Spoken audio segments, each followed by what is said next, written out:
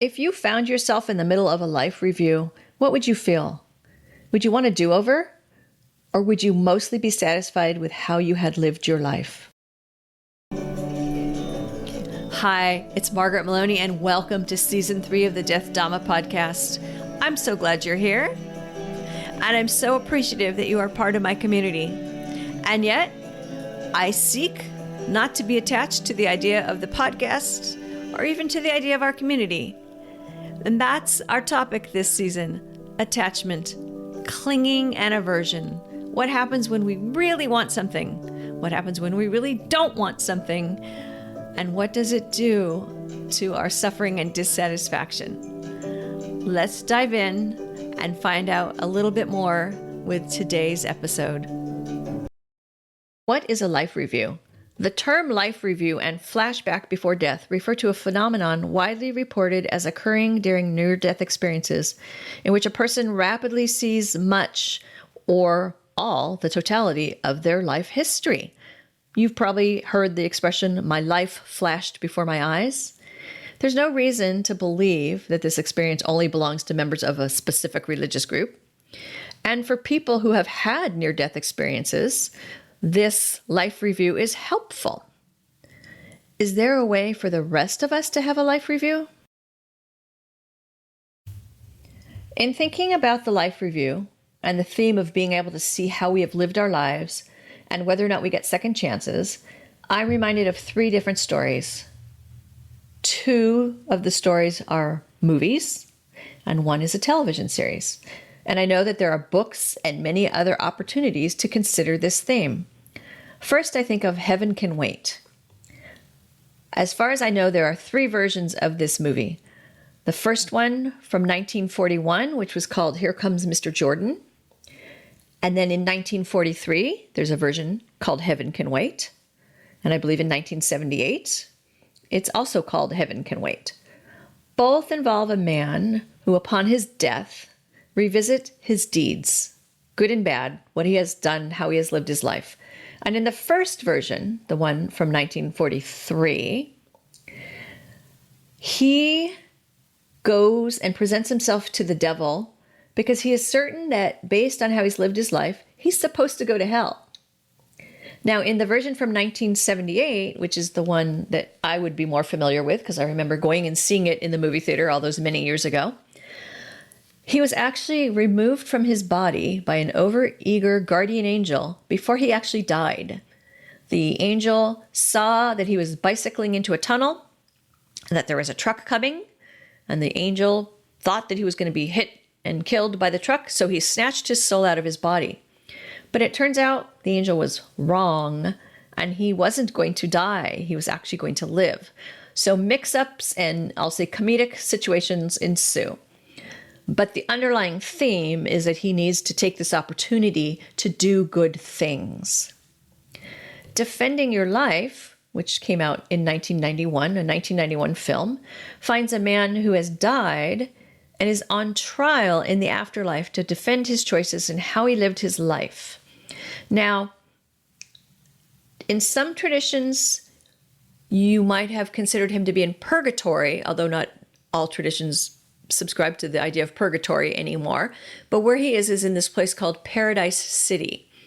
And although it's really nice, and in fact, oddly, I remember that in Paradise City, you can eat whatever you want and not gain weight. I'm sorry, but that's what I remember. That's part of what I remember. So it's, again, it's very nice, but it's not really heaven. And it's not hell. And in fact, there isn't really hell in this story. So the character is Daniel.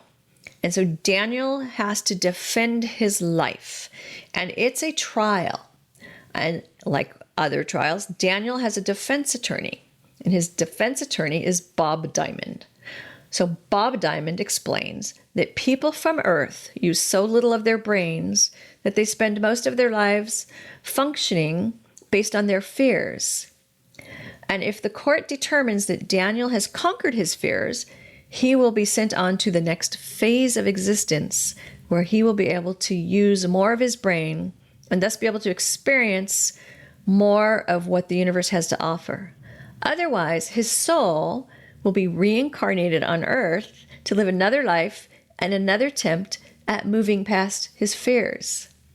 Or, I guess if we wanted to put a Buddhist spin on that, although, again, the goal of this movie was not to be really particular to any religion, but to be about the human experience. But if he overcame his fears, we could maybe think about that as overcoming suffering and then moving on, right? So that's defending your life. Now, The Good Place, a TV series, which was on for 4 seasons and is a little more recent. I think it ended a couple of years ago, so it's a little more recent than the other stories I've been sharing with you. So The Good Place, we follow some characters who have died, and they may or may not be in heaven, hence the phrase, the good place. Or they might be in the bad place, or they might be in another place. I don't want to give too many spoilers. But what I will say is, like, if there's a takeaway, an overall central theme that ran through the seasons and the episodes of The Good Place, it's that every person is capable of redemption. Literally every person in the entire universe is given the chance, multiple chances even, to be a better version of themselves. And so we could also put, the frame of Buddhism on that and say, well, that's, we are, through karma and rebirth, given these chances. Now, in the final episode, the main characters are given this choice. They can remain in this place, or they can pass through this door.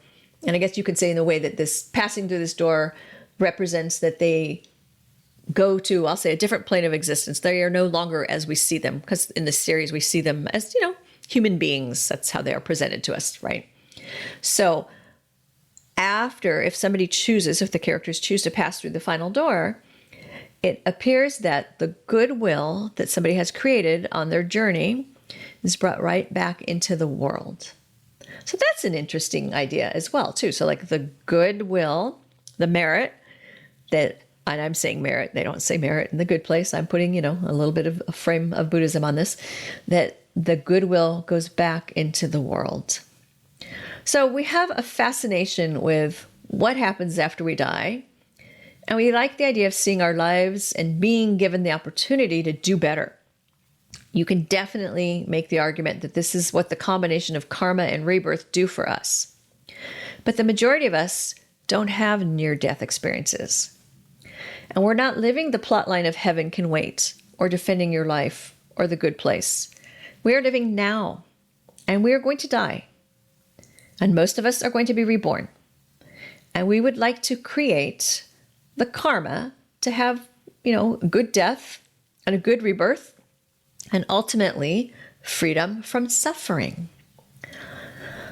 Okay, so if you use your favorite search engine to look up life review, you will find more than the discussion on, this and near-death experiences.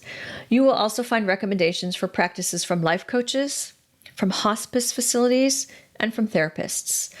And I'm going to leave all of that up to you for your own research and decision making. So what can you do? What can we do?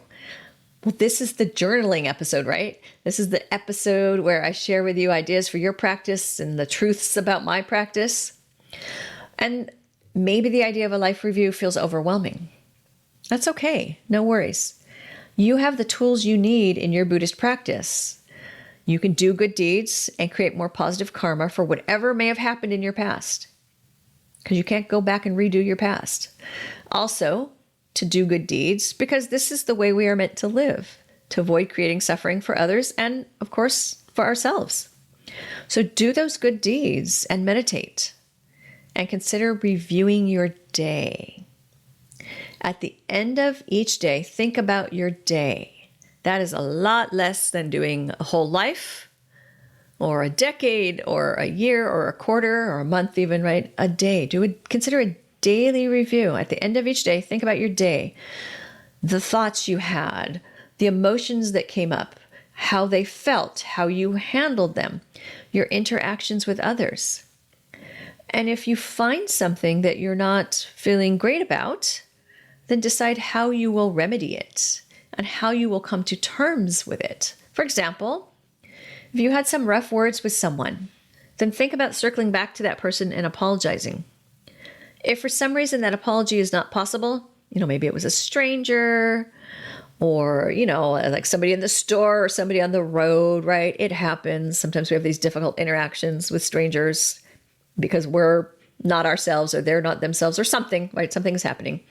And so you can still make the apology. You can still think about this behavior and, contemplate on some remorse for it and send some loving kindness, some metta toward the other person who was involved. So that's how you can make an apology in that way. And after you conduct this inventory of your day, work to release things, let it go. The purpose of this practice is not to beat yourself up. You want to calm your mind, right? And to calm your mind, you need to give yourself compassion and forgiveness. It's with a calm mind that you will move forward and be more able to do good and to have better interactions with others.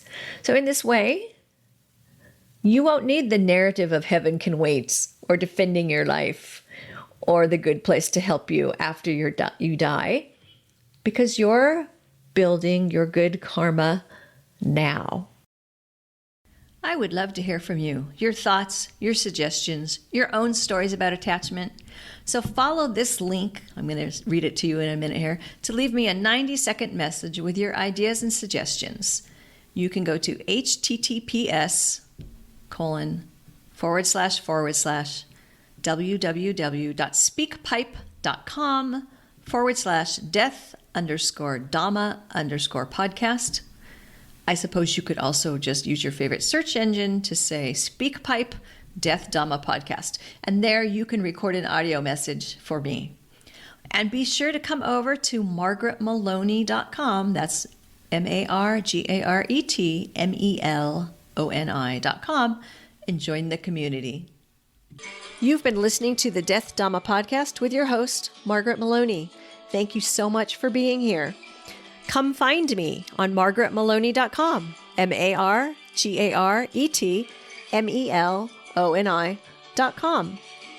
And until we meet again, may you be well, may you be happy, may you be at ease, and may you be free from suffering. Bye for now.